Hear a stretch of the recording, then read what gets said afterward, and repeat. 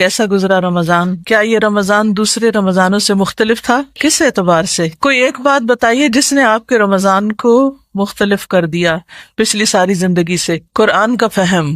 رمضان میں قرآن نازل ہوا، اور رمضان کی تیاری کے طور پر اگر انسان زندگی میں قرآن کو سمجھ کر پڑھتا ہے تو ہی رمضان اچھا گزر سکتا ہے، کیونکہ رمضان میں تلاوت کا مزہ، تراویح، قیام، ان سب چیزوں کے ساتھ، اور پھر خاص طور پر اس بات کا احساس کہ اس مہینے کو شرف ہی اس وجہ سے ملا کہ اس میں قرآن نازل ہوا۔ تو اللہ سبحانہ وتعالیٰ قرآن کو ہمارے دلوں کی بہار بنائے، ہمارے سینوں کا نور بنائے، اور ہماری قبر کا نور بنائے، اور حشر کے دن ہمارا شفیع اور شافع بنائے، اور ہم کبھی بھی اس سے دور نہ ہوں۔ قرآن جو ہے وہ حبل اللہ المتین ہے، اللہ کی مضبوط رسی ہے۔ تو رسی کس کام کے لیے ہوتی ہے؟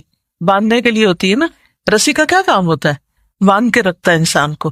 تو جو شخص اس رسی کو پکڑا رہے گا وہ بندھا رہے گا، اس کی زندگی میں استقامت آتی رہے گی۔ میں نے دعا کی تھی کہ اللہ تعالیٰ یہ رمضان میرا پچھلے سارے رمضانوں سے بہتر ہو، تو اللہ کے فضل سے ایسا ہی ہوا۔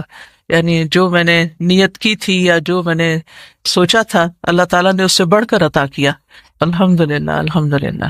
اور میں ہر رمضان کے شروع میں یہ دعا کرتی ہوں، آپ کے ساتھ اس لیے شیئر کر رہی ہوں کہ آپ بھی یہ دعا کیا کریں کہ رمضان کے آنے سے کافی عرصہ پہلے ہی ذہنی طور پر اپنے آپ کو تیار کرنا شروع کر دیں، بلکہ رمضان کے اینڈ میں جہاں کوئی کمی کوتاہی ہوئی، جہاں سمجھا کہ یہ اس سے بہتر ہونا چاہیے، کیونکہ جو بھی عبادات ہوتی ہیں وہ پرفیکٹ تو نہیں ہو سکتی، کہیں نہ کہیں کمی تو رہ جاتی، تو پھر رمضان میں ہی سوچنا شروع کر دینا چاہیے کہ اگلے رمضان میں اس کام کو اور کس طرح بہتر کر سکتی، اس سے زیادہ اچھا کیسے کر سکتی، اور وہ کیا وجوہات ہیں جن کی بنا پر میرے اس خاص عمل میں کمی رہی۔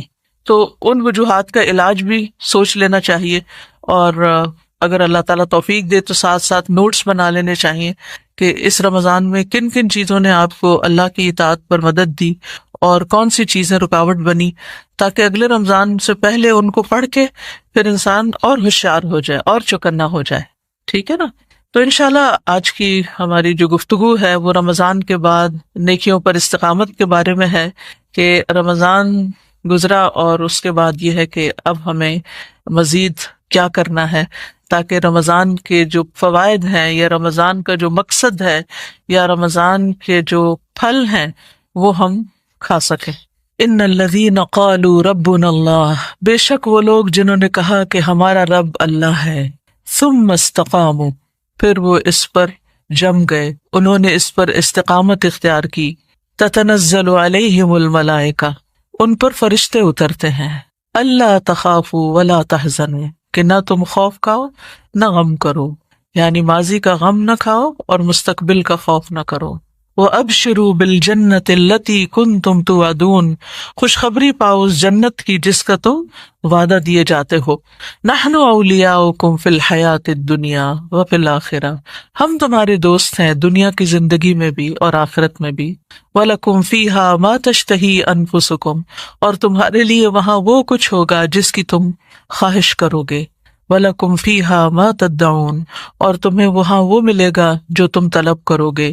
نزلا من غفور الرحیم، یہ غفور الرحیم رب کی طرف سے میزبانی ہوگی، تم اس کے مہمان ہوگے۔ تو اس سے بڑی خوشخبری کیا ہو سکتی ہے کہ جو شخص ایمان لا کر اور ایمان میں عمل صالح شامل ہوتے ہیں، ایمان لا کر عمل صالح کر کے استقامت اختیار کرتے ہیں، جم جاتے ہیں، جن نیکیوں کو اختیار کرتے ہیں پھر ان کو چھوڑتے نہیں، ان کے ساتھ کنٹینیو کرتے ہیں، تو ان کو فرشتوں کا ساتھ حاصل ہوتا ہے، فرشتوں کی مدد حاصل ہوتی ہے، فرشتے ان کے دوست بن جاتے ہیں، فرشتے ان کے دلوں میں اچھے خیالات ڈالتے ہیں، فرشتے ان کے لیے کاموں کو آسان کرتے ہیں، یعنی نیکی کے رستے پر چلنا آسان کر دیتے ہیں۔ پھر انسان کو اس بات کا شکوہ نہیں ہوتا کہ میرے ساتھ کوئی نہیں، میرا مددگار کوئی نہیں، میرا ماحول نہیں۔ اگر آپ کے اندر استقامت کی نیت ہے کہ میں نے اسی راستے کو اختیار کرنا ہے اور اس کو چھوڑنا نہیں، تو اللہ کی طرف سے تائید آتی ہے فرشتوں کی شکل میں، اور پھر انسان فکر مند ہوتا ہے کہ ابھی تک تو سب اچھا تھا، آئندہ کیا ہوگا۔ اللہ سبحانہ وتعالیٰ آئندہ کے لیے بھی خوشخبری دیتے ہیں فرشتوں کے ذریعے، اللہ تخافوا، خوف نہ کھاؤ، فکر نہیں کرو، جس رب نے اب نیکی کی توفیق دی وہ آئندہ بھی دے گا، اور پھر انسان کو اس بات کا ریگریٹ اور غم بھی ہوتا ہے کہ میں کچھ اور بھی کرتا، مجھ سے یہ بھی نہیں ہوا. تو اس غم اور ریگریٹ میں بھی مبتلا نہیں رہنا چاہیے، اور انسان کو نیکی کے کام کی جو توفیق ملی ہے اس پر خوش ہونا چاہیے، اس پر شکر کا اظہار کرنا چاہیے، اور اللہ تعالیٰ کی نعمت کو محسوس کرنا چاہیے کہ اللہ کے اذن سے، اللہ کی توفیق سے نیکیاں کرنے کا موقع ملا. اللہ کا شکر جس نے رمضان جیسا مہینہ دیا، جس نے قرآن جیسی نعمت دی، جس نے یہ پورا ماحول عطا کیا کہ جس میں میرے لیے نیکی پر چلنا آسان ہو گیا. تو اللہ سبحانہ و تعالیٰ آئندہ بھی اس نعمت کو برقرار رکھیں گے اگر ہم شکر گزار رہیں گے. نہ خوف کھاؤ اور نہ غم کرو. وَأَبْشِرُوا بِالْجَنَّةِ الَّتِي كُنْتُمْ تُوعَدُونَ، خوشخبری پاؤ اس جنت کی جس کا تم وعدہ دیے جاتے ہو، اور پھر وہاں پر وہ ساری خواہشات تمہاری پوری ہوں گی جن کو تم دنیا میں اللہ کی خاطر کنٹرول کرتے رہے. یعنی جب رمضان ہوتا ہے تو کیا ہوتا ہے؟ انسان اپنی خواہشات پہ سب سے زیادہ کنٹرول کرتا ہے. خواہشات میں زیادہ خواہشات کس کس چیز کی ہوتی ہیں؟ کھانے پینے کی سب سے زیادہ. ہر وقت انسان کو کچھ نہ کچھ کھانے کو چاہیے ہوتا ہے. اور کس چیز کی خواہش ہوتی؟ سونے کی. اور کس کی خواہش ہوتی؟ باتیں کرنے کی، اور خاص طور پہ لوگوں کی باتیں کرنے کی، اور لوگوں کی باتوں میں سے بھی منفی باتیں کرنے کی، لوگوں کی طرف سے پہنچنے والی تکلیفیں اور جو شکوے شکایات ہوتے ہیں ان پر گرمبل کرنے کی. تو روزے کی خاطر ہم ان ساری چیزوں پر کنٹرول کرتے ہیں. تو جنت میں تو خیر لغو باتیں نہیں ہوں گی اور نہ حرام کوئی گفتگو ہوگی، لیکن یہ ہے کہ وہاں پر انسان کو کوئی روک ٹوک نہیں ہوگی کہ کب کس سے کیا بات کرے. اور جو لوگ دنیا میں اپنی سعادت کو کنٹرول کر کے اچھی باتیں کرنا سیکھ جاتے ہیں، اپنا ذائقہ بدل لیتے ہیں اور پورے مہینے کے اس ٹریننگ پروسیس سے گزر کر اپنی گفتگو کا سٹائل چینج کر لیتے ہیں، کیونکہ پورا مہینہ روک روک روک کر اپنے آپ کو رکھا ہوتا ہے تو پھر رکنے کی بھی عادت پڑ جاتی ہے. تو اللہ سبحانہ و تعالیٰ ان کے لیے جنت کا وعدہ کرتے ہیں. یعنی اگر تم ایمان پر، عمل صالح پر استقامت اختیار کرو گے تو تمہارے لیے جنت ہے. ہم دنیا میں بھی تمہارے دوست ہیں، آخرت میں بھی ہوں گے. دنیا میں دوستی کا مطلب کیا ہے؟ کہ نیکی کے کاموں پر تمہارے مددگار ہوں گے، کیونکہ فرشتے جو ہیں وہ گناہ کے کاموں پر مددگار نہیں ہوتے. گناہ کے کاموں میں کون مددگار ہوتا ہے؟ شیطان اکساتا ہے. یس. اور دنیا میں اگر اللہ کی خاطر اپنی خواہشات کو کنٹرول کرو گے، اپنی اشتہا کو، تو وہاں تمہیں سب کچھ مل جائے گا اور رب کے مہمان بنو گے. اس سے بڑی خوشخبری اور کیا ہو سکتی ہے؟ تو جیسا کہ ہم جانتے ہیں کہ رمضان میں ہم نے ایک گول سیٹ کیا تھا اور اللہ سبحانہ تعالیٰ نے ہماری اس طرف رہنمائی کی. وہ کیا تھا؟ روزہ کس لیے فرض کیا گیا تھا؟ کتب علیکم الصیام کما کتب علی الذین من قبلکم لعلکم تتقون، لعلکم تتقون، تاکہ تمہارے اندر تقوی پیدا ہو. تو الحمدللہ ہم نے جو گول سیٹ کیا کہ تقوی پیدا ہو، وہ کسی نہ کسی درجے پر ضرور بہرحال آیا، کیونکہ یہ روزے کا ایک انعام ہوتا ہے، ایک نتیجہ ہوتا ہے. تو ہم پھر دوہرا لیتے ہیں کہ تقوی کا کیا مطلب ہوتا ہے. تقوی کا لفظی معنی ہوتا ہے بچنا. کس سے بچنا؟ گناہوں سے بچنا، محرمات سے بچنا، جن چیزوں کو اللہ نے حرام قرار دیا ان سے بچنا. لیکن صرف بچنا ہی نہیں ہوتا، تقوی نیکی کی طرف بڑھنے کو بھی کہتے ہیں. یعنی اس میں اللہ تعالیٰ کی اطاعت بھی شامل ہوتی ہے اور اللہ کی نافرمانی کے کاموں سے بچنا بھی اس میں شامل ہوتا ہے. بعض سلف صالحین کہتے ہیں کہ اتقوا اللہ حق تقاتہ کا مطلب یہ ہے کہ اللہ کی اطاعت کی جائے، اس کی نافرمانی نہ کی جائے، اس کا ذکر کیا جائے اور اس کو بھولا نہ جائے، اس کا شکر ادا کیا جائے اور ناشکری نہ کی جائے. یہ ہے تقویٰ. تو کیا چیزیں اس میں آ گئی؟ اللہ کی فرما برداری کرنا اور نافرمانی سے بچنا، ذکر کرنا اور بھولنے سے بچنا، شکر کرنا اور ناشکری سے بچنا. تو الحمدللہ رمضان میں یہ چیزیں ہمارے اندر کافی حد تک آ جاتی ہیں. یعنی ہم اطاعت کے کاموں میں دوڑ لگا دیتے ہیں، نافرمانی کے کاموں سے رکتے ہیں، اللہ کا ذکر پہلے سے زیادہ کرتے ہیں، تلاوت قرآن کی شکل میں، نماز کی شکل میں، ذکر اذکار کی شکل میں، قرآن کے فہم کی کلاسز اٹینڈ کرنے کی شکل میں. یعنی ہمارا زیادہ وقت جو ہے اللہ کے ذکر میں گزرتا ہے. تو پھر اس کو بھولا نہ جائے.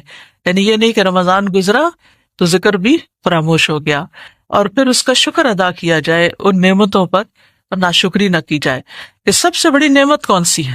قرآن، اسلام، ایمان، یہ ساری بڑی بڑی نعمتیں ہیں. تو ان نعمتوں کے ملنے پر شکر ادا کیا جائے، اور شکر کیا ہے کہ اطاعت میں دوام اختیار کیا جائے، یعنی اطاعت کرتے رہا جائے، اور یہی چیز جو ہے وہ انسان کو نیکی کے کاموں میں آگے بڑھاتی رہتی ہے۔ یعنی جب انسان اطاعت کی نیت کر کے زندگی بسر کرتا ہے کہ یا رب میں تیرا بندہ بن کے رہوں گا، تو پھر کیا ہوتا ہے، اللہ سبحانہ وتعالیٰ اس کو اس کی توفیق عطا کرتے ہیں۔ اب چند ایک باتیں میں آپ سے کروں گی رمضان کے بعد جن پر آپ نے فوکس کرنا ہے، جن کی طرف آپ نے توجہ کرنی ہے، اور جن چیزوں کو اپنی زندگی میں شامل رکھنا ہے، ٹھیک ہے۔ رمضان ایک ایسا موقع تھا جس میں ہم نے حد الوسع گناہوں سے اجتناب کی کوشش کی۔ تو سب سے پہلی چیز یہ ہے کہ رمضان میں ہم نے گناہوں کی طرف واپس نہیں پلٹنا، اپنی پرانی پچھلی بری عادتوں کی طرف واپس نہیں جانا۔ جب انسان گناہوں سے نفرت کرتا ہے اور گناہوں کی طرف لوٹنے سے نفرت کرتا ہے، تو یہ ایک علامت ہوتی ہے کہ آپ کی نیکیاں قبول ہو گئی، آپ کے دل میں نیکی کی محبت پیدا ہو گئی، وہ گناہوں کی لذت اب محسوس نہیں کرتا، گناہوں سے ڈرتا ہے، گناہوں پر شرمندہ ہے، گناہوں میں لپٹی ہوئی زندگی گزارنے پر وہ نادم ہے، اب اس طرف واپس نہیں جانا۔ کیوں؟ اس لیے کہ گناہ نیکیوں کو خراب کر دیتے ہیں، یہ بات یاد رکھنا ہے۔ گناہ کیا کرتے ہیں؟ نیکیوں کو ضائع کر دیتے ہیں۔ جس طرح نیکیاں برائیوں کو مٹا دیتی ہیں، اسی طرح نیکیوں کے بعد گناہ کرنا بھی ان کو ضائع کر دیتا ہے، اس کا سبب بن جاتا ہے۔ قل انی اخاف ان عصیت ربی عذاب یوم عظیم، آپ کہہ دیجئے، نبی صلی اللہ علیہ وسلم سے کہا جا رہا ہے کہ اگر میں اپنے رب کی نافرمانی کروں تو میں بڑے دن کے عذاب سے ڈرتا ہوں۔ قل اللہ اعبد مخلصا لہ دینی، آپ کہہ دیجئے کہ میں اللہ کی عبادت کرتا ہوں، دین کو اس کے لیے خالص کرتے ہیں۔ تو پہلا کام کیا کرنا ہے؟ گناہوں کی طرف نہیں پلٹنا۔ جو گناہ ہم رمضان سے پہلے کرتے تھے، رمضان میں اللہ تعالیٰ نے بچنے کی توفیق دی، تو اب ان سے بچے رہنا ہے، خاص طور پر چھپے گناہ۔ یاد رہے گا، یہ مین ہائی لائٹس ہیں، ان کو آپ نوٹ کر لیجئے اپنے پاس تاکہ آپ کو ایک ریمائنڈر رہے، بھول بھی جائیں دوبارہ پھر دیکھ لیں۔ خاص طور پر چھپے ہوئے گناہ۔ چھپے ہوئے گناہ کون سے ہوتے ہیں؟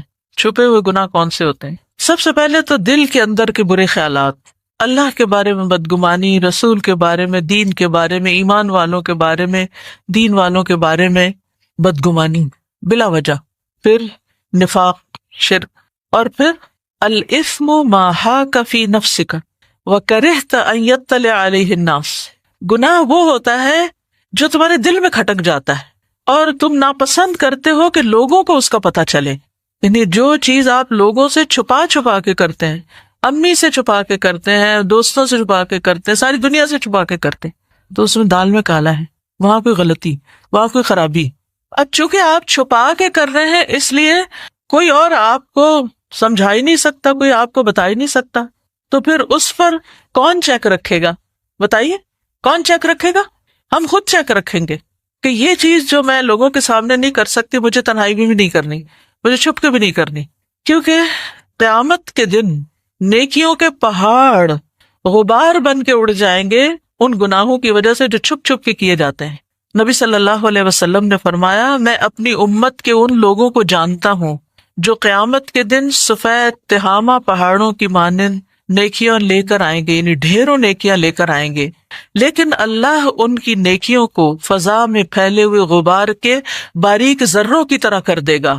بے شک وہ تمہارے ہی بھائی ہوں گے، یعنی رشتہ دار ہوں گے، تمہاری نسل سے ہوں گے، یعنی قریب کے لوگ ہوں گے، رات کو تمہاری طرح قیام کریں گے، نمازیں بھی پڑھیں گے، لیکن وہ تنہائیوں میں اللہ کے حرام کردہ امور کا ارتکاب کریں گے جن سے ان کو روکا گیا تھا۔ اس کی کوئی اگزامپل دیں گے کہ آج کل سب سے زیادہ کون سی چیز چھپ کے کی جاتی ہے؟ ماں باپ سے، دوستوں سے، اسکرین سے متعلق جو گناہ ہے، چاہے وہ فون کی ہے، چاہے لیپ ٹاپ کی ہے، بہت بڑا فتنہ ہے۔ حرام کردہ چیزوں کی طرف دیکھنا، حرام دوستیاں کرنا، مردوں سے دوستی رکھنا، فون پر غلط باتیں کرنا، رات کو چھپ چھپ کے کالز کرنا، تو یہ چیزیں کیا ہیں؟ ہو سکتا ہے کسی کو بھی نہ پتا ہو، صرف آپ کو ہی پتا ہو، تو اب اس سے کون آپ کو روکے گا؟ صرف اللہ کا تقوی ہی روک سکتا ہے۔ تو اس چیز کا خاص خیال رکھنا ہے کہ اپنی نگاہوں کی حفاظت کرنی، اپنے اعمال کو باطل نہیں کر دینا، کیونکہ گناہ نیکیوں کو ضائع کر دیتے ہیں۔ قرآن مجید میں ایک مثال بیان کی گئی ہے سورۃ البقرہ کی آیت نمبر 266 میں، اَیَوَدُّ أَحَدُكُمْ أَن تَكُونَ لَهُ جَنَّةٌ مِّن نَخِیلٍ وَأَعْنَابٍ تَجْرِی مِن تَحْتِهَا الْأَنْہَارُ لَهُ فِیہَا مِن كُلِّ الثَّمَرَاتِ وَأَصَابَهُ الْكِبَرُ وَلَهُ ذُرِّیَّةٌ ضُعَفَاءُ فَأَصَابَهَا إِعْصَارٌ فِیہِ نَارٌ فَاحْتَرَقَتْ كَذَلِكَ يُبَيِّنُ اللَّهُ لَكُمُ الْآیَاتِ لَعَلَّکُمْ تَتَفَکَّرُونَ۔ کیا تم میں سے کوئی یہ چاہتا ہے کہ اس کا کھجوروں اور انگوروں کا ایک باغ ہو جس کے نیچے نہریں بہتی ہوں، اس کے لیے اس میں ہر طرح کے پھل ہوں، اور اس حال میں اس کو بڑھاپا آ پہنچے اور اس کے چھوٹے چھوٹے بچے ابھی کمزور ہوں، تو اچانک اس باغ پر ایک بگولا آ پڑے جس میں آگ بھری ہو، وہ جل کے راکھ ہو جائے؟ اسی طرح اللہ تعالیٰ تمہارے لیے نشانیاں کھول کر بیان کرتا ہے تاکہ تم غور و فکر کرو۔ مفسرین اس آیت کی تفسیر میں یہ کہتے ہیں کہ اس سے مراد وہ شخص ہے کہ جو نیکیاں کرنے کے بعد کوئی ایسا عمل کرتا ہے جو ایک بگولے کی طرح ہوتا ہے جو اس کی ساری نیکیوں کو کھا جاتا ہے۔ یعنی اطاعت کے کاموں کے بعد وہ کوئی ایسی نافرمانی کا کام کرتا ہے کہ جس سے اس کی ساری نیکیوں پہ پانی پھر جاتا ہے۔ کیا روزہ رکھنا آسان تھا؟ نہیں، مشکل تھا۔ گرمیوں کے روزے تھے، لمبے روزے تھے، بھوک پیاس کا بھی سامنا ہوگا، چلے کچھ دن میں عادت بھی ہو جاتی، لیکن بہرحال ایک مشقت بھرا کام تھا۔ کیا رات کو عشاء کی نماز کے بعد دیر تک کھڑے رہنا آسان کام تھا؟ نیند قربان کرنا آسان کام تھا؟ نہیں۔ اور پھر آخری عشرے میں اور بھی زیادہ، یعنی تقریباً ساری رات ہی عبادت میں گزری، کوئی آسان کام تھا؟ کتنی محنت سے آپ نے کمائی کی، اور آخرت میں اس کی کتنی ضرورت ہوگی، اور انسان خوش بھی ہو جاتا ہے کہ الحمدللہ نیکیوں کی ایک بہار آئی، نیکیوں کا موسم بہار تھا، اور موسم بہار میں خوب پھل پھول آئے، خوب نیکیاں کی، اور اب کیا اپنی نیکیاں ضائع کر دیں حرام کام کر کے، غلط کام کر کے، برے کام کر کے؟ کیا خیال ہے؟ بولے نا۔ تو یہاں پر جو مثال دی گئی ہے باغ کی کہ اس میں کھجورے اور انگور، تو یہ کھجورے اور انگور اور جنت میں باغ کیسے لگتے ہیں؟ نیک اعمال سے۔ اور قیامت کے دن ان نیک اعمال کی ضرورت ہوگی یا نہیں ہوگی؟ ہوگی۔ تو اگر ہم نے رمضان میں باغ لگا کے شوال میں اس کو جلا دیا تو پھر کیا ہوگا؟ کہیں اس دھوکے میں نہ ہو کہ ہم نے بہت کچھ کر لیا، اب تو جنت پکی ہوگی، اور آگے جا کے دیکھے کہ اوہ یہ تو بگ سے اڑ گیا۔ ایک بگولا پورا باغ جلانے کے لیے کافی، سال ہر سال کی محنت۔ باغ آسانی سے نہیں لگتے، جن لوگوں نے باغ لگتے دیکھے ہو انہیں پتا ہوگا کہ کتنا عرصہ انتظار کرنا پڑتا ہے، اور پھر پھل آتے ہیں، پورا مہینہ آپ مشقت کرتے ہیں، پھر اس کے بعد آپ کو ایک انعام ملتا ہے عید پر۔ تو خلاصہ کیا ہے کہ ایسے کاموں سے بچنا ہے جو اعمال ضائع کرنے کا سبب بنے۔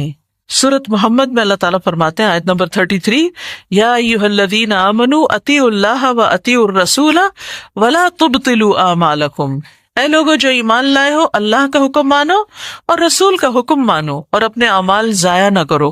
لا تبطلوا اعمالکم، اس کی تفسیر الجامع لاحکام القرآن میں یوں کی گئی ہے، ولا تبطلوا اعمالکم ای حسناتکم بالمعاصی، لا تبطلوا حسناتکم بالمعاصی، کہ گناہوں کے ذریعے اپنی نیکیوں کو ضائع نہ کرو۔ ٹھیک ہے، اللہ کی اطاعت کی، رسول کی اطاعت کی، اور پھر اس کے بعد گناہ کر کے ان کو ضائع نہیں کرنا۔ اس کی مثال قرآن مجید میں دی گئی ہے۔ سورۃ النحل آیت نمبر 92 میں اللہ تعالیٰ فرماتے ہیں وَلَا تَكُونُوا كَالَّتِي نَقَضَتْ غَزْلَهَا مِن بَعْدِ قُوَّةٍ أَنْكَاثًا۔ کاٹنے کا کتنا محنت طلب کام ہوتا ہے کہ وہ روئی سے پھر ایک تار بنتی ہے، اور پھر وہ چرخے کے اوپر اس کی لپیٹی جاتی ہے، اور پھر یعنی ایک چھوٹی سی گولی بنانے میں بھی بہت سا ٹائم لگ جاتا ہے، اور بڑی احتیاط سے وہ تار بنائی جاتی، جیسے تقویٰ میں احتیاط ہوتی ہے نا، ایسے ہی اس میں بھی کہ کہیں دھاگا نہ ٹوٹ جائے، کہیں بہت موٹا نہ ہو جائے، زیادہ نہ آ جائے، باریک نہ ہو جائے، ایک جیسی تار رہے۔ تو بہت محنت طلب کام ہوتا ہے، بہت الرٹ ہو کے کرنا پڑتا ہے، آپ غافل ہو کے وہ چرخہ نہیں کاٹ سکتے۔ تو آپ نے بڑی محنت سے وہ سب کچھ کیا، اور اس کے بعد کیا ہوا کہ خود ہی اس کو توڑ کے رکھ دیا۔ تو انسان سب سے زیادہ خود اپنا ہی دشمن ہے جب وہ اپنی نیکیوں کو ضائع کرتا ہے۔ تو کیا نہیں کرنا؟ نیکیاں ضائع نہیں کرنی۔ اور نیکیاں کیسے ضائع ہوتی ہیں؟ گناہ ضائع کر دیتے ہیں۔ تو آپ دیکھیے کہ جیسے عقیدہ ہے، مثلا ایمانیات ہے، تو کچھ چیزیں ہمارے ایمان کو ضائع کرنے والی، جیسے شرک، جیسے نفاق، جیسے شک، اس سے عقیدے کی تباہی ہو جاتی۔ اعمال میں مثلا سب سے پہلے نماز آتی، تو آپ نے فقہ میں ایک ٹاپک پڑھا ہوگا مبطلات الصلاۃ، وہ چیزیں جو نماز کو باطل کر دیتی ہیں۔ مثلا کون سی چیز نماز باطل کر دیتی ہے؟ آپ نماز پڑھ رہے ہیں اور آپ نے وہ حرکت کی نماز گئی، مثلاً آپ نے ساری نماز پڑھی، ظہر کی پڑھ رہے تھے، آخری رکعت میں سلام سے پہلے آپ نے وضو توڑ دیا، کیا آپ کی نماز ہو گئی؟ نہیں ہوئی نا، نماز باطل ہو گئی. آپ کو دوبارہ وضو کر کے دوبارہ 4 رکعتیں پڑھنی ہوں گی. ٹھیک ہے. مثلاً آپ نے ساری نماز پڑھی اور سلام پھیرنے سے پہلے کسی سے بات کر لی، تو بات کرنا کیا ہے؟ کوئی کھانے کی چیز منہ میں ڈال لی. تو اس کی پوری تفصیل ملتی کہ کیا کیا چیزیں نمازوں کو باطل کرتی. آپ قبلے سے پھر گئے ادھر ادھر، تو کچھ چیزیں تو پوری طرح باطل کر دیتی ہیں اور کچھ چیزیں اس کا اجر کم کر دیتی ہیں. صدقات کو کیا چیز باطل کرتی ہے؟ یا ایھا الذین آمنوا لا تبطلوا صدقاتکم بالمن والاذی، اے لوگو جو ایمان لائے ہو اپنے صدقات کو احسان جتا کے اور اذیت دے کے ضائع نہ کرو، وہ بھی باطل ہو جاتے ہیں. روزے کو کوئی چیز باطل کرتی ہے؟ روزہ کس چیز سے ٹوٹ جاتا ہے؟ کچھ کھا لینے سے، جن چیزوں سے روزے منع کیے گئے ان کے کرنے سے.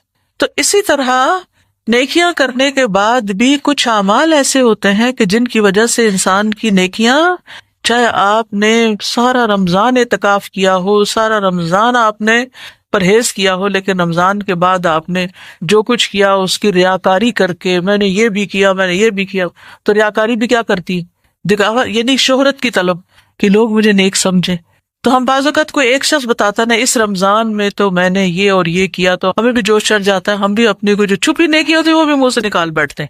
تو اس وقت اپنے آپ کو کنٹرول کرنا بڑا ضروری ہوتا ہے کہ جو چیزیں آپ نے رمضان میں صرف اللہ کے لیے کی تھی نا، چھپا کے صدقہ کیا تھا، چھپا کے کوئی نیک کام کیا تھا، بس اس کو چھپا ہی رہنے دے، بس وہ اللہ ہی کے لیے رہنے دے، ذکر نہ کریں کیونکہ دل میں وہ نہ آ جائے کہ ہم بڑے نیک ہیں.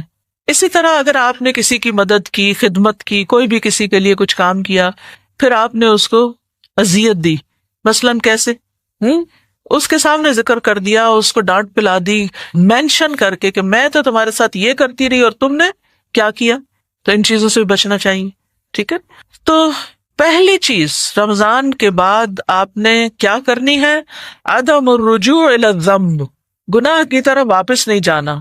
جو گناہ رمضان سے پہلے تھے وہ نہیں کرنے، اور پھر اسی کے اندر کیا ہے، جو رمضان میں نیکیاں کی ان کو رمضان کے بعد گناہ کر کے ضائع نہیں کرنا. دوسری چیز، اگر آپ یہ چاہتے ہیں کہ آپ اس سے بچ جائیں، اس خسارے سے بچ جائیں، اس نقصان سے بچ جائیں، تو پھر آپ کو رمضان میں کی ہوئی اطاعت پر باقی بھی رہنا چاہیے. رمضان میں خاص طور پر آپ نے کون کون سی نئی نیکی کی یا نئی عادت ڈالی اپنے آپ کو، کوئی ایک چیز مینشن کریں. ریاکاری کے طور پر نہیں، ویسے ہی ذکر کریں کہ رمضان سے پہلے آپ وہ نہیں کرتے تھے، رمضان میں کیا، وہ کیا چیز تھی؟ مثلا اشراق کے نفل. شابش، ٹھیک ہے. اب کیا کرنا ہے؟ اشراق کے نفل کو جاری رکھنا ہے. اشراق کے نفل جاری رکھنا ہے. کتنی دیر لگتی ہے اشراق کے نفل پڑھنی؟ لیکن وہ ہم کب پڑھ سکتے ہیں؟ جب ہم اپنا وقت ضائع کرنے سے بچیں. رمضان میں چونکہ سارے مصروف ہوتے ہیں تو پھر ٹائم ویسٹر ذرا کم ہوتے ہیں نسبتاً، کیونکہ شیطان بھی قید ہے، اور جو شیطان کے چیلے ہیں وہ بھی تھوڑے سے سدھرے ہوئے ہوتے ہیں اس کے اثر سے نکل کے، تو پھر وہ ہمیں اتنا نہیں الجھاتے. لیکن رمضان کے بعد وہ سب چھٹ جاتے ہیں اور پھر ہم پرانی عادتوں پہ آ جاتے ہیں. تو صلاۃ الضحیٰ جو ہے، صلاۃ الضحیٰ، اس کا اجر کیا ہے؟ ضحیٰ یا اشراق، جو بھی یہ دن کے نوافل ہوتے ہیں، حدیث میں آتا ہے من صلی الضحیٰ اربعا، جس نے ضحیٰ کی 4 رکعتیں پڑھی، وقبل الاولی اربعا، یعنی ظہر سے پہلے 4 رکعتیں پڑھی، بنی لہ بیت فی الجنہ، اس کے لیے جنت میں گھر بنا دیا جاتا ہے. یا ضحیٰ کی ہی 4 جو آپ نے پڑھی، اس کے بارے میں آتا ہے، اللہ تعالیٰ فرماتے ہیں، ابو داؤد کی روایت ہے، یا ابن آدم لا تعجز عن 4 رکعات من اول النہار اکفک آخرہ، اے ابن آدم دن کے پہلے حصے میں 4 رکعتیں پڑھنے سے عاجز نہ آؤ، میں دن کے آخر تک تمہارے لیے کافی ہو جاؤں. اللہ تعالیٰ توفیق بھی دیں گے نیکیوں کی اور نیکیاں سنبھالنے کی اور اچھے اچھے کاموں کی، اور جو ہمارے مسائل اور ہماری ضروریات ہیں ان کو بھی پورا کر دیں گے. ایک اور روایت میں آتا ہے صحیح الجامع میں، ارکع لی 4 رکعات من اول النہار اکفک آخرہ، دن کے اول حصے میں 4 رکعتیں پڑھ لو، دن کے آخر تک میں تمہیں کافی ہو جاؤں گا. اور ویسے بھی حدیث میں آتا ہے کہ لا یحافظ علی صلاۃ الضحیٰ الا اواب، ضحیٰ کی نماز کی حفاظت صرف اواب ہی کرتا ہے. اور اس نماز کو صلاۃ المغفرہ و توبہ اور ہدایہ بھی کہا گیا کہ یہ توبہ کی نماز ہے، یہ مغفرت کی نماز ہے، ٹھیک ہے، یعنی چاشت کی نماز پڑھنے سے اللہ تعالیٰ ہمارے معاملات کی ذمہ داری لے لیتے ہیں، اور معاملات میں سبھی چیزیں آ جاتی ہیں، عبادات، ضروریات وغیرہ سب کچھ۔ یہ جسم کے 360 جوڑوں کا صدقہ ہوتا ہے۔ ہمارے پاس ہر روز اتنے پیسے نہیں ہوتے کہ ہم صدقہ کر سکیں، یعنی زیادہ، بہت زیادہ اجر کا باعث ہے، یعنی اس کے پڑھنے سے حاجتیں پوری ہوں گی انشاءاللہ۔ تو کم از کم 2 رکعتیں تو ضروری پڑھیں، لیکن 4 پڑھیں گے تو جنت کی بشارت بھی ہے۔ تو رمضان میں جو نیکیاں آپ نے کی ان پر کیا کرنا ہے؟ دوام اختیار کرنا ہے۔ اگر آپ اشراق یا ضحیٰ، چاشت کی نماز نہیں پڑھ سکتے تو آپ اپنا محاسبہ کریں، کون سے ایسے کام میں پڑ گئی تھی کہ جس نے میری یہ نیکی گنوا دی کہ میں اس کو نہیں کر سکی۔ شیطان کبھی بھی نہیں چاہتا کہ ہم یہ کام کر سکیں، لہٰذا وہ ہمیں غیر ضروری جھگڑوں میں، فساد میں اور غیر ضروری چیزوں میں الجھا دیتا ہے۔ اگر آپ ایک ہاؤس وائف ہیں، بچوں کو آپس میں لڑا دے گا، آپ وضو کر کے کھڑی ہیں، کوئی فون کال آ جائے گی اور آپ نے اٹھائی تو سمجھنا دیکھ لو پتہ نہیں کوئی ضروری نہ ہو، اور وہ پورے 10 منٹ لے گئے۔ وہی 10 منٹ آپ نے یہ 4 رکعتیں پڑھ لینی تھی، اور وہی 10 منٹ آپ کے فضول فالتو باتوں میں لے گئے، صرف لوگوں کو خوش کرنے میں۔ اور جب خاص طور پر آپ کو پتا ہو کہ کال اتنی ضروری نہیں تو آپ کس طرح معذرت کر سکتے؟ میں ایکچولی وضو کر کے کھڑی تھی، اگر آپ مجھے اجازت دیں تو میں پہلے یہ نماز پڑھ لوں۔ تو وہ دوسرے شخص کے پاس جو شکوے شکایتیں اور وہ غصہ اور پتہ نہیں کیا کچھ ہوگا آپ پہ جھاڑنے کے لیے، سنانے کے لیے لوگوں کی شکایتیں، وہ بھی ٹھنڈا ہو جائے گا 10 منٹ میں، اور ادھر آپ بھی اپنی نماز پڑھ لیں گے۔ ہمیں معذرت کرنی آنی چاہیے، دوسرے سے اجازت لینی چاہیے۔ اگر آپ اجازت دیں تو میں ذرا یہ کام کر لوں پہلے۔ بعض اوقات بچے عین اس وقت آ جاتے ہیں، ہمیں یہ چاہیے، تو انہیں کہا کہ 10 منٹ دیتے ہیں آپ مجھے، جیسے یوسف علیہ السلام نے کیا تھا نا، کیا کہا تھا؟ کھانا آنے سے پہلے میں آپ کو بتاتا ہوں خواب کی تعبیر کیا۔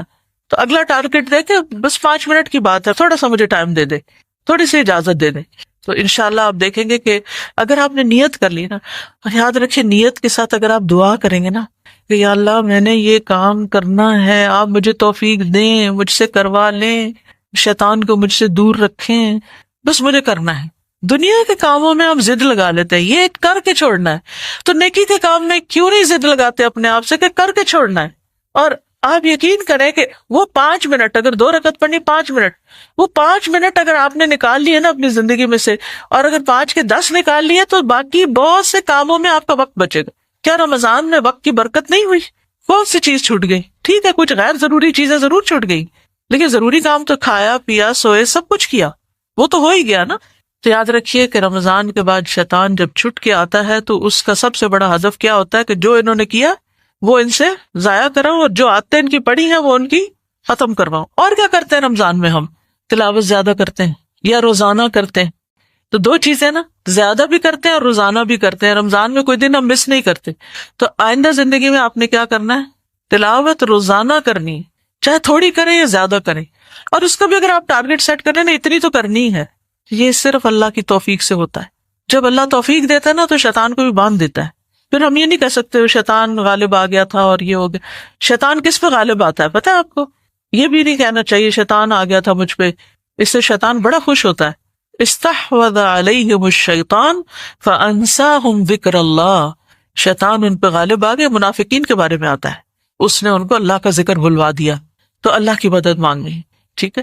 تو رمضان کی عبادات کی قبولیت کی ایک علامت یہ ہوتی ہے کہ انسان رمضان کے بعد بھی اطاعت کے کاموں میں جلدی کرتا ہے اور اپنی ان عادات کو کنٹینیو کرتا ہے۔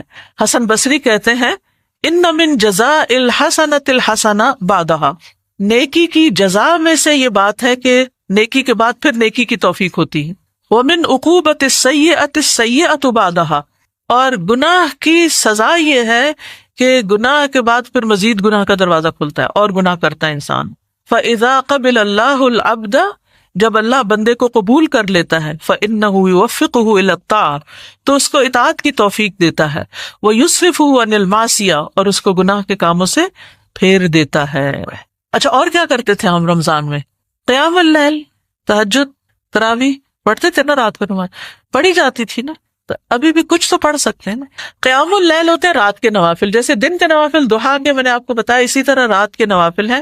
یہ 2-3 طریقے اس کو پڑھنے، ایک یہ کہ عشاء کی نماز کے بعد ہی ایکسٹرا کچھ نفل پڑھ لیں، جیسے رمضان میں ہم تراویح پڑھتے ہیں، عشاء پڑھی اور اس کے بعد کیا کرتے ہیں 8 یا 20 جو بھی جہاں پڑھائی جاری ہوتی ہے وہ پڑھ لیتے ہیں۔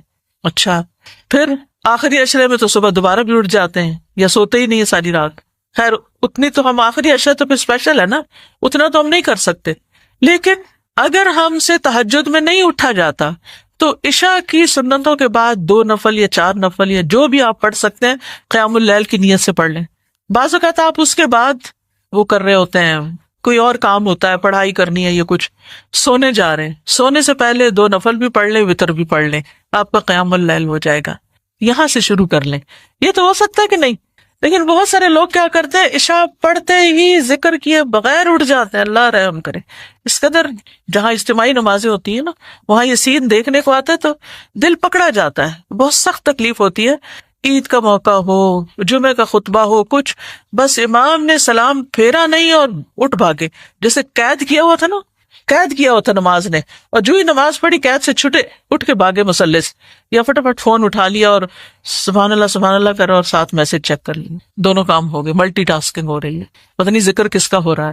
آپ کو معلوم ہے کہ نماز کے بعد مصلی میں بیٹھ کے تسبیح پڑھنے کا فائدہ کیا ہے؟ جب تک آپ کا وضو باقی رہتا ہے، فرشتے آپ کے لیے مقرر ہو جاتے ہیں دعا کرنے کے لیے. اللہم اغفر لہ ورحمہ، اللہم اغفر لہ ورحمہ، اللہ اس کو معاف کر دے، اللہ اس پہ رحم کر دے.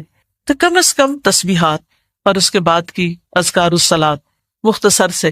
مجھے معلوم ہے کہ سب کے پاس بہت لمبا وقت نہیں ہوتا، لیکن تھوڑی دیر ضرور بیٹھے مصلی.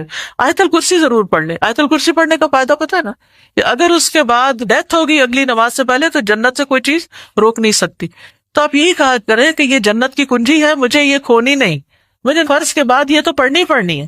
اور یہ کسی سے باتیں کیے بغیر. بعض لوگوں کا حال یہ ہوتا ہے، تراویح پڑھ رہے ہوتا ہے نا، یار اب اس قدر گھبراہٹ ہوتی ہے کہ ادھر سلام پھیرا، ادھر 2 باتیں کر کے اگلی رکعت شروع کی. امام شروع کر لیتا ہے لیکن ان کی باتیں ختم نہیں. یہ اس نے بڑی لمبی کر دی تھی، لگتا ہے امام بھول گیا تھا. ساتھ ساتھ کمنٹری جاری ہوتی. آپ اس لیے تھوڑی امام کے پیچھے پڑھ رہے ہیں کہ آپ امام کے اوپر تبصرے شروع کر دیں، اس نے فلاں تجوید کی غلطی کی تھی، فلاں جگہ یہ نہیں کیا تھا، فلاں یہ نہیں کیا تھا. کیا مقصد ہوتا ہے ان باتوں کا؟ ہم کیا ظاہر کرنا چاہتے ہیں؟ ہم کیا ثابت کرنا چاہتے ہیں؟ ہم امام سے بھی آگے بڑھنا چاہتے ہیں. اور بعض لوگ ٹھیک ہے منفی باتیں نہیں کرتے، تعریف ہے بہت، کیا مزہ ہی آ گیا اب تو اس نماز کا، بھی آ گیا سب کو آ گیا، ٹھیک ہے اب ذرا اللہ کا ذکر اور کر لیں. ٹھیک ہے، تو عبادت کب تک کرنی چاہیے؟ رمضان تک. اذکار کب تک کرنے چاہیے؟ تلاوت کب تک کرنی چاہیے؟ روزے کب تک رکھنے چاہیے؟ صرف رمضان تک نہیں.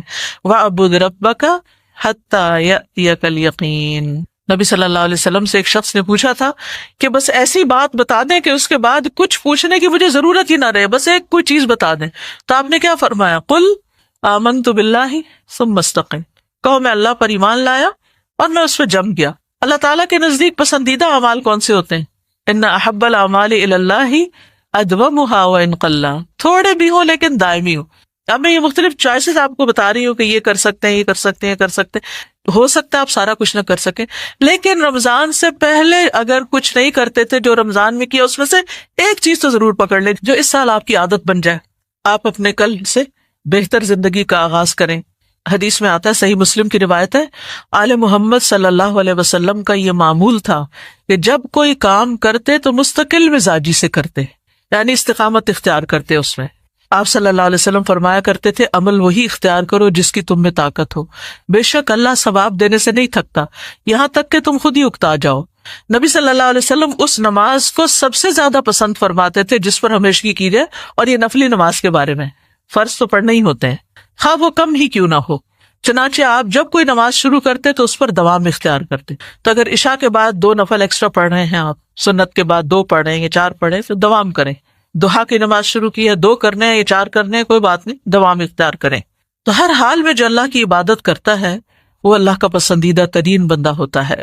پھر اسی طرح یہ ہے کہ نیک اعمال سے اکتانا نہیں چاہیے، بور نہیں ہو جانا چاہیے. اور پھر یہ کہ جلدی کرنی چاہیے. والذین یؤتون ما آتوا وقلوبهم وجلة انہم الی ربہم راجعون اولئک یسارعون فی الخیرات وہم لہا سابقون. جو لوگ اللہ کی راہ میں دیتے ہیں، جو بھی دیں، جان، مال، وقت، ان کے دل ڈرنے والے ہوتے ہیں کہ یقیناً وہ اپنے رب ہی کی طرف لوٹنے والے ہیں. یہ لوگ ہیں جو نیک کاموں میں جلدی کرتے ہیں اور یہی ان کی طرف آگے نکلنے والے ہیں. تو کیا کرنا ہے؟ نیک کاموں میں جلدی کرنا ہے اور پھر اس میں استقامت اختیار کرنی ہے. ہاں، رمضان میں ایک اور جو اہم کام تھا وہ تو آپ نے مینشن نہیں کیا، ذرا اس کا بھی ذکر ہوتا جائے. روزہ. کیا خیال ہے روزوں کے بارے میں؟ شوال کے رکھنے ہیں، اور پھر شوال کے بعد کیا کرنا ہے؟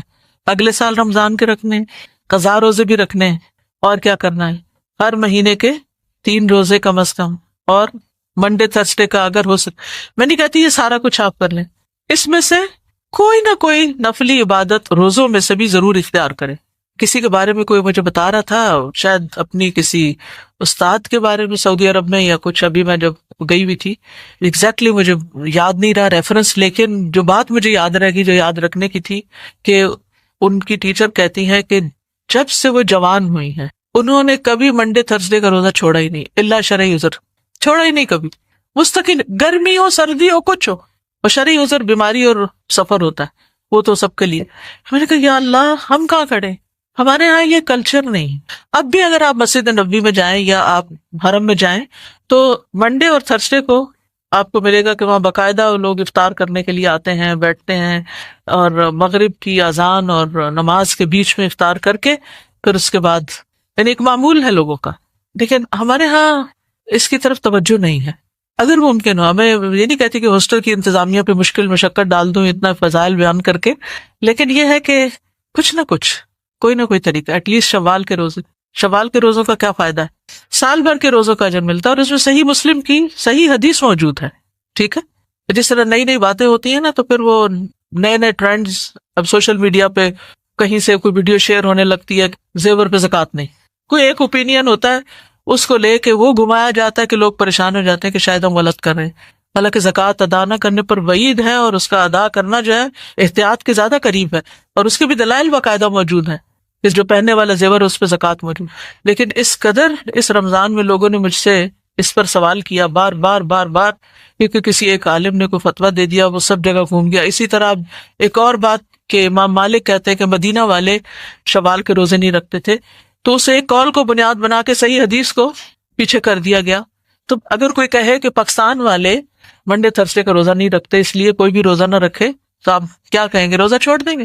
نہیں، پاکستان اسلامی جمہوریہ پاکستان ہے. عوام الناس جو ہوتے ہیں، عوام الناس بعض اوقات نفلی عبادات کو وہ توجہ نہیں دیتے. تو اس لیے بہت ضروری ہے کہ جس چیز کے اوپر امت کا ایک تعامل رہا ہے اور ایک اس کی فضیلت بیان ہوئی ہے، تو نفلی عبادات میں اس پر استقامت اختیار کی جائے، اور ادھر ادھر کی باتوں کی وجہ سے نیک عمل کو نہ چھوڑا جائے. نیکی پر استقامت کا جو فائدہ ہے وہ کیا ہے؟ کوئی بتائے گا مجھے؟ نیکی پر استقامت کا فائدہ کیا ہے؟ دیکھیے، حسن خاتمہ کا سبب ہے یہ. بس ایک جملہ یاد رکھیے، نیکی پر استقامت حسن خاتمہ کا سبب ہے. وَاعْبُدْ رَبَّكَ حَتَّى يَأْتِيَكَ الْيَقِينُ. اگر اپنے رب کی عبادت آپ موت کی، یقین یہاں موت مراد ہے، موت تک کریں گے تو موت بھی اچھی آئے گی. تو جو اطاعت پر زندگی بسر کرتا ہے، اللہ تعالیٰ اس کا خاتمہ بھی نیکی کے کام پر کرتا ہے. کچھ عرصہ پہلے میں نے ایک آرٹیکل پڑھا تھا جو کئی قسطوں میں آیا تھا کہ شروع سے لے کر تاریخ میں اب تک وہ کون کون سے لوگ ہیں جو نون ہسٹری میں ریکارڈڈ ہیں کہ جو سجدے کی حالت میں فوت ہوئے. اتنا انٹرسٹنگ تھا وہ کہ میں ایک ایک کو پڑھتی تھی اور میں کہتی یا اللہ مجھے پتہ چلے ان کا وہ کون سا نیک عمل تھا جس کی وجہ سے ان کو سجدے میں موت آئی. تو ہو سکتا ہے وہ چھپ کے نفلی عبادات کرتے ہوں، سجدے ذوق و شوق سے کرتے ہوں. سجدہ نماز کو بھی سمبلائز کرتا ہے نا. اسی طرح پچھلے دنوں ملائیشیا کے ایک امام کی ڈیتھ ہوئی ہے جو جمعے کے دن شوال یعنی رمضان کے بعد پہلا جمعہ خطبہ دیتے ہوئے دنیا سے رخصت ہوئے اور سب کے سامنے لا الہ الا اللہ بھی پڑھی. تو ہم میں سے ہر ایک کو شوق ہے نا اس کا خاتمہ اچھا ہو، ہے یا نہیں؟ ہم جیسے بھی ہوں، لیکن ہمارا یہ شوق بہت ہے کہ ہمارا خاتمہ اچھا ہو. جس کو یہ پسند ہو کہ اس کا خاتمہ اچھا ہو، پھر وہ نیکیوں کے کاموں پر دوام اختیار کرے، چاہے تھوڑا سا ہی کیوں نہ ہو، چھوٹا سا کام ہی کیوں نہ ہو. رمضان میں اور زیادہ کیا کرتے ہیں کام، ایک اور کام بھی ہے جو بھولے ہوئے آپ، صدقہ خیرات. تو صدقہ خیرات کی عادت بھی نہیں جانی چاہیے.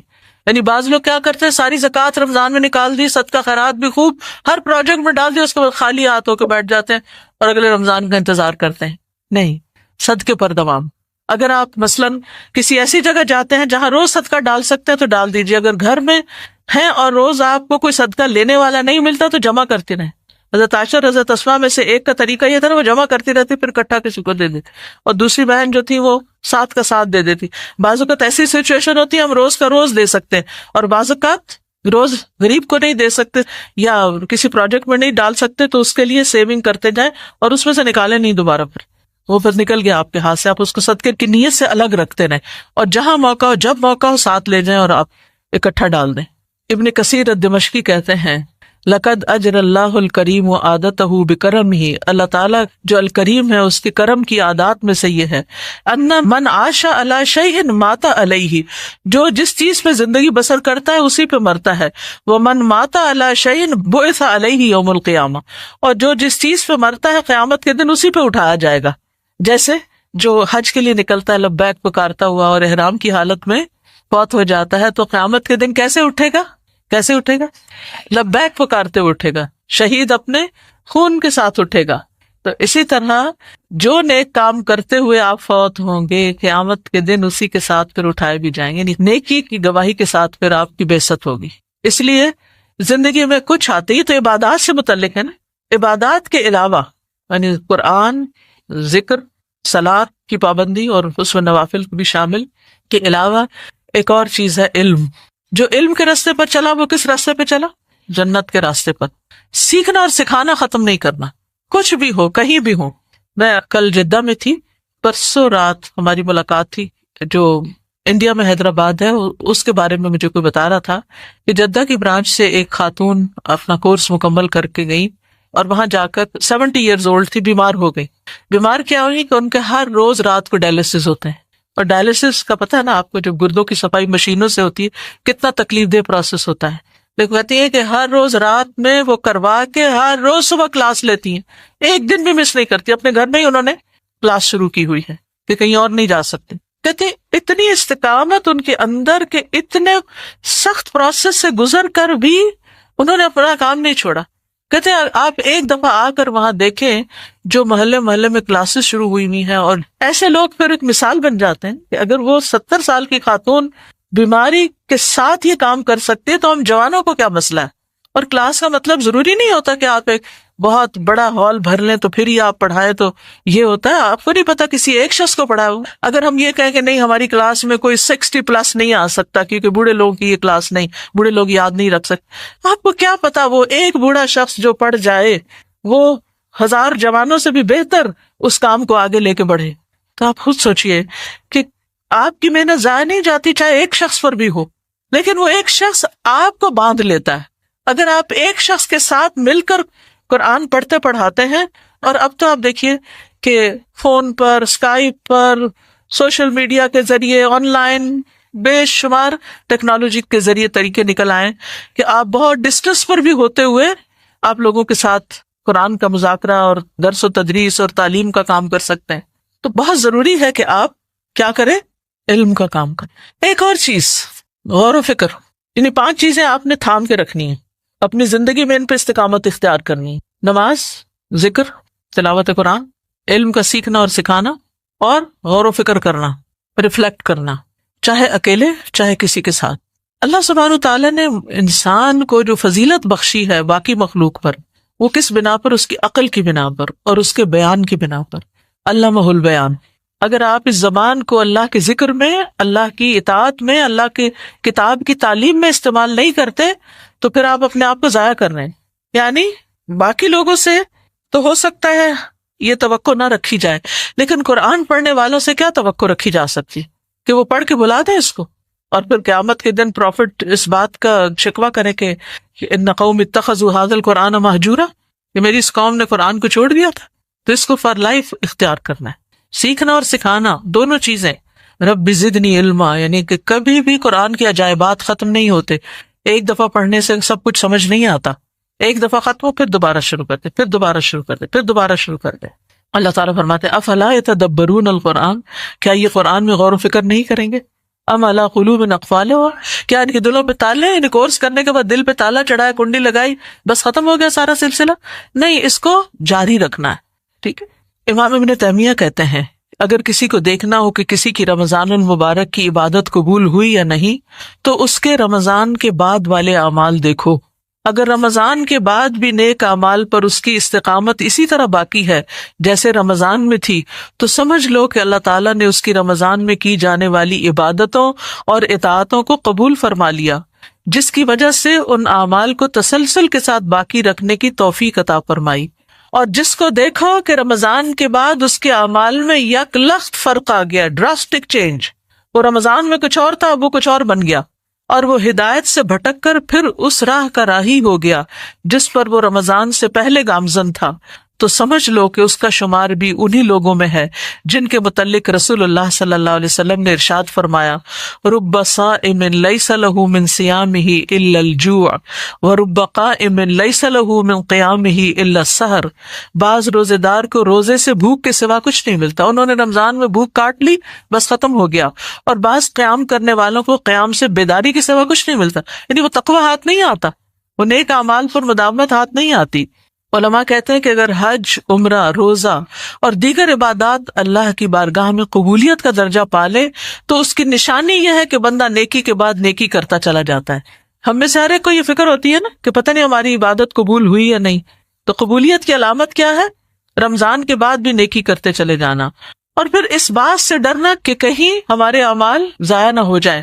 ٹھیک ہے، وہ جیسے قرآن مجید کیا آتا ہے نا، والذین یؤتون ما آتوا وقلوبہم وجلہ، کہ وہ لوگ جو دیتے ہیں اور ان کے دل ڈر رہے ہوتے ہیں، یعنی نمازیں پڑھتے ہیں، روزے رکھتے ہیں، صدقہ خیرات کرتے ہیں، اور وہ ڈرتے رہتے ہیں کہ کہیں ہمارے اعمال ضائع نہ ہو جائے۔ اولئک الذین یسارعون فی الخیرات، یہ نیکیوں میں آگے بڑھنے والے ہیں۔ تو نیکیوں میں آگے بڑھنے والے کبھی اپنے نیک اعمال پہ فخر نہیں کرتے، وہ اپنے اعمال کو حقیر ہی سمجھتے ہیں اور اس پر غرور نہیں کرتے، تعجب یا عجب کا شکار نہیں ہوتے، وہ اپنی آخرت کو یاد کرتے رہتے ہیں جس دن انہیں ان اعمال کا بدلہ ملنے والا ہے، اور جس دن انسان کے چھوٹے بڑے گناہوں کا حساب لیا جانے والا ہے۔ اب سوال یہ پیدا ہوتا ہے کہ ان چیزوں پر پابندی کے لیے کریں کیا؟ یعنی یہ تو پتہ چل گیا کہ استقامت اختیار کرنی ہے، لیکن استقامت کیسے اختیار ہو؟ ہم چاہتے ہیں لیکن کر نہیں پاتے، تو آپ کے خیال میں وہ کون سا ایسا طریقہ ہے جس سے استقامت حاصل ہوتی ہے؟ نمبر 1، پلاننگ کرنی پڑتی ہے کہ کون سا کام کب اور کیسے کرنا ہے، اس کے لیے ٹائم لاک کر لیں۔ جیسے قیمتی چیزوں کو آپ لاک کر لیتے ہیں، پھر کوئی اور ان پہ ڈاکہ نہیں ڈال پاتا، تو اپنے اوقات کو مال و دولت سے بھی زیادہ قیمتی سمجھے اور اس کو لاک کریں۔ یہ ٹائم میرا تلاوت کے لیے، یہ ٹائم میرا نفل کے لیے، یہ وقت میرا صدقے کے لیے ہے، یہ میرا تسبیحات کے لیے ہے، مثلا ٹریولنگ کے دوران یا اور جو بھی۔ کیا کریں گے آپ؟ پلاننگ، کب، کیا، کیسے کرنا ہے، کتنا کرنا ہے۔ اگر آپ نے پلاننگ نہیں کی نا، جتنے مرضی لیکچر سن لیں، پھر کام کرنا مشکل ہو جاتا ہے۔ ٹھیک ہے، اور کیا کرنا ہوتا ہے؟ دعا کرنی ہوتی، نیت، پلاننگ میں ساتھ نیت بھی شامل کر لیں کہ پکی نیت کہ کر کے چھوڑنا ہے۔ صحبت صالح، حب الصالحین و بغض مجالست العصاة، صالحین کی محبت اور نافرمان لوگوں کی کمپنی سے بغض۔ جب تک یہ چیز نہیں ہوگی اس وقت تک استقامت نہیں ہو سکتی، کیونکہ آپ کو سہارا انسانوں کی شکل میں بھی کچھ نہ کچھ چاہیے ہوتا ہے کہ جو آپ کو پکڑ کے رکھے، سیدھے راستے پہ چلائے، جن سے آپ انسپریشن لیں۔ ضروری نہیں ہوتا کہ وہ آپ کو لیکچر ہی دیتے رہیں، تقریریں ہی کرتے رہیں، نصیحتیں ہی کرتے رہیں، ہر وقت آپ کو انسٹرکشنز دیتے رہیں، نہیں، صرف ان کو دیکھ کر بھی آپ کو انسپریشن ہو جاتے ہیں۔ وہ نماز پڑھ رہے ہیں، آپ کسی سے ملنے کے لیے گئے اور وہ سکون سے اپنے چاشت کے نفل ادا کر رہے ہیں، اس وقت آپ کا دل کیا چاہے گا؟ میں کیوں پیچھے، میں بھی کر لیتا، میں کیوں نہیں کر سکتا؟ اگر آپ میں سے ایک لڑکی بھی صبح جیسے وقت سے پہلے آپ آ جاتے، ایک لڑکی بھی اگر نماز پڑھتی ہوئی دکھائی دی نا، 4 اور بھی کھڑے ہو جائیں گے ساتھ، تو آپ وہ بنے جو دوسروں کو بھی راہ دکھائیں۔ گھر میں آپ کھڑے ہو جائیں گے، آپ کو دیکھ کر ایک دن آپ کے بچے بھی شروع کر دیں گے۔ چھوٹے بچے تو ویسے ساتھ ہی کھڑے ہو جاتے ہیں، چاہے تنگ کرنے کے لیے یا ویسے نقل اتارنے کے لیے، لیکن وہ بڑے ہو کر بھی یہ چیزیں ساتھ رہتی ہیں۔ ٹھیک ہے، تو ایسے لوگوں سے دوستی رکھنا، ایسے مجالس میں جانا، یعنی کوئی نہ کوئی اس کے لیے وقت ضروری ہے۔ ٹھیک ہے، اور کسی کام کو کرنے کے لیے جب کوئی ٹارگٹ سامنے ہو تو ہمارے لیے آسان ہو جاتا ہے۔ مجھے لگتا ہے کہ جیسے ہم مختلف چیزوں کی جب فضیلت پڑھتے ہیں تو کوئی ایک اسٹرانگ فضیلت جو ہمیں زیادہ کر رہی ہے، اگر ہم اسے مائنڈ میں بٹھا لیں تو وہ کام کرنا، جیسے یہ آیت الکرسی والی فرض نماز کے بعد والی بات ہے، تو مطلب یہ ٹارگٹ ذہن میں ہوتا ہے کہ اگر یہ پڑھ لیں گے تو جنت انشاءاللہ ملے گی، تو پھر یہ چھوٹتی رہی۔ اسی طرح کوئی بھی ایک چیز جو ہے وہ ہم کر لیں، جیسے درود شریف ہے تو اس کے اوپر پڑھنے میں دوام اسی وقت ہے جب پتہ چلتا ہے کہ اچھا اس کے یہ فائدے ہیں، تو وہ اگر بھولے نا ہم تو بہت فرق پڑتا ہے۔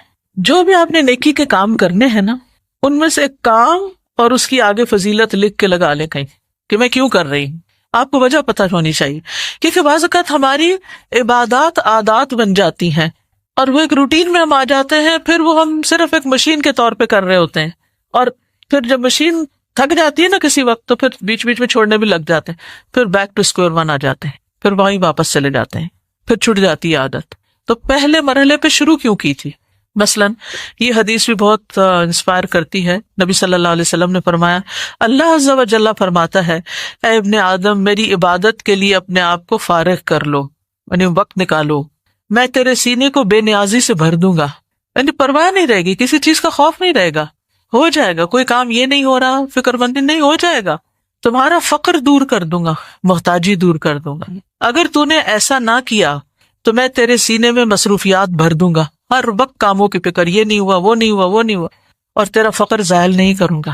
تو کتنا ضروری ہے کہ ہم وقت نکالیں، اپنے جو گول سیٹ کریں، پھر ان کے لیے اپنا وقت بھی مخصوص کریں. جس طرح اور کام ضروری سمجھ کے کرتے ہیں، ان کاموں کو بھی ضروری سمجھ کے کریں. پھر ایک اور حدیث ہے احکامات کی حفاظت کے بارے میں، احفظ اللہ یحفظک، احفظ اللہ تجدہ تجاہک. اللہ کی حفاظت کرو، وہ تمہاری حفاظت کرے گا. اللہ کی حفاظت کرو، تم اسے اپنے سامنے پاؤ گے. یعنی مراد ہے اللہ تعالیٰ کے احکامات، یعنی حرام چیزیں وغیرہ سے بچنے. قبولیت کے اوقات میں دعائیں کہ اللہ تعالیٰ میں نے یہ کام کرنا ہے، آپ مجھے کرنے کی توفیق دیں، آپ میرے لیے آسان کر دیں. اس دعا کو پلے باندھ لیں، اللہم لا سہل الا ما جعلتہ سہلا وانت تجعل الحزن سہلا اذا شئت. اللہ کچھ بھی آسان نہیں جب تک تو آسان نہ کرے، اور جب تو چاہے مشکل کو آسان کر سکتا ہے. تو ہی مشکل آسان کرتا ہے، کیونکہ عبادت کرنے کے لیے اندر بھی رکاوٹیں ہیں. دل نہیں مانتا، نفس نہیں، جسم، سستی، بیماری، کیا چیزیں بیچ میں آ جاتی ہیں آڑے، پھر باہر کا ماحول، پھر شیطان، کتنی رکاوٹیں ہیں. تو ان سب کو کراس کرنا ایک مشکل کام ہے. لیکن اللہم لا سہل الا ما جعلتہ سہلا، یعنی جب آپ ارادہ کریں کسی نیک کام کا تو فوراً سوچیں، جب دوسرا خیال آئے گا میرا نہیں خیال میں کر سکوں، بہت لمبے روزے ہیں. اگر پچھلے سال ان دنوں رمضان تھا نا، ابھی تو رکھے تھے نا روزے ہم، تو اس سال بھی رکھ سکتے ہیں. اس کا مطلب تو جو ہی آپ خوف محسوس کریں میں نہیں کر سکتی، ڈرنے لگے، ہچکچائیں، فوراً دعا کریں اللہم لا سہل الا ما جعلتہ سہلا. اور پھر کبیرہ گناہوں سے بچتے رہیں، استقامت کی دعا بھی کریں، اللہم انی اسألک الثبات فی الامر والعزیمۃ علی الرشد. اور پھر یہ دعا جو ہے، یہ دو دعائیں سجدے میں مانگنا شروع کریں. امام ابن تیمیہ یہ دعا سجدے میں مانگتے تھے، رب اعنی علی ذکرک و شکرک و حسن عبادت. سجدے کی دعائیں قبول ہوتی ہیں. اگر یہ دعا قبول ہو گئی تو انشاءاللہ سارے جو ہم نے ٹارگٹ سیٹ کیے وہ ہو جائیں گے. اور ایک اور دعا، اللہم اصلح لی دینی الذی هو عصمت امری واصلح لی دنیای التی فیہا معاشی واصلح لی آخرتی التی فیہا معادی واجعل الحیاۃ زیادۃ لی فی کل خیر واجعل الموت راحۃ لی من کل شر. اے اللہ میرے دین کو درست کر دے، میرا دین بالکل ٹھیک ہو، نماز روزہ ہر چیز پرفیکٹ ہو جائے، جو میرے معاملات کا محافظ ہے. یعنی اسی سے میری حفاظت ہونی ہے دنیا میں بھی آگے بھی، اور میری دنیا کو بھی درست کر دے جس میں میرا معاش ہے، جہاں میں رہ رہا ہوں، میرے حالات آسان کر دے، میرا رزق روزی کا معاملہ، میرے اور جو رکاوٹیں ہیں جن جن چیزوں میں وہ دور کر دے، اور میری آخرت کو درست فرما دے جس کی طرف میری واپسی ہے، اور میری زندگی کو ہر بھلائی میں میرے لیے زیادتی کا باعث بنا دے، اور موت کو میرے لیے ہر شر سے راحت بنا دے. کتنی خوبصورت دعا ہے. اگر عشاء کے بعد یا تہجد کے وقت 2 نفل بھی آپ کو پڑھنے کو مل جائے نا، تو ایک رکعت میں ایک دعا اور دوسری رکعت میں دوسری دعا، آپ دیکھیں تو صحیح کہ کیسی کیسی تبدیلیاں آتی ہیں زندگی میں. آپ کو جب کم ہمتی ہونے لگے میں نہیں کر سکتی، اٹس ٹو مچ، شیطان بہت زیادہ احساس دلاتا. لیکن میں سوچتی ہوں کہ جو لوگ یہ سارے کام کرتے ہیں وہ بھی تو اسی دنیا میں رہتے ہیں نا، اور ان ساری چیزوں کے ساتھ کر لیتے ہیں. یعنی بڑے سے بڑا نقصان کیا ہوگا؟ نقصان کا مطلب کمی کس چیز کی ہو جائے گی؟ گناہوں کی، بری عادتوں کی، ٹائم ویسٹرز کی. کیونکہ اچھی چیزیں ان کو ریپلیس کر لیں گی تو ان فضولیات کے لیے وقت نہیں رہے گا. تو اچھی بات ہے نا وقت نہ رہے، اور ہم اس سے بچ جائیں، کسی بھی طرح بچ جائیں. تو ان الحسنات یذہبن السیئات، یعنی صرف یہ نہیں کہ نیکی ہوئی اور برائی مٹ گئی، مطلب یہ بری عادتیں بھی چلی جاتی ہیں اور برے کام اور برے اخلاق بھی چلے جاتے ہیں. پھر یذہبن السیئات، نیکی کریں گے، نیکی کی خوشبو آئے گی تو باقی سیئات اور ذنوب جو ہیں وہ جائیں گے انشاءاللہ. اللہ تعالی ہمیں توفیق عطا فرمائے. وآخر دعوانا ان الحمد للہ رب العالمین. سبحانک اللہم وبحمدک، اشہد ان لا الہ الا انت، استغفرک واتوب الیک. السلام علیکم ورحمۃ اللہ وبرکاتہ. ڈاکٹر فرحت ہاشمی صاحبہ کے مستند بیانات سننے کے لیے ہمارے چینل قرآنک پلس کو سبسکرائب کریں۔ یہاں قرآن و حدیث کی روشنی میں حقیقی رہنمائی اور روحانی ترقی کے خزانے ملیں گے۔ ابھی جڑیں اور دین کو گہرائی سے سمجھیں۔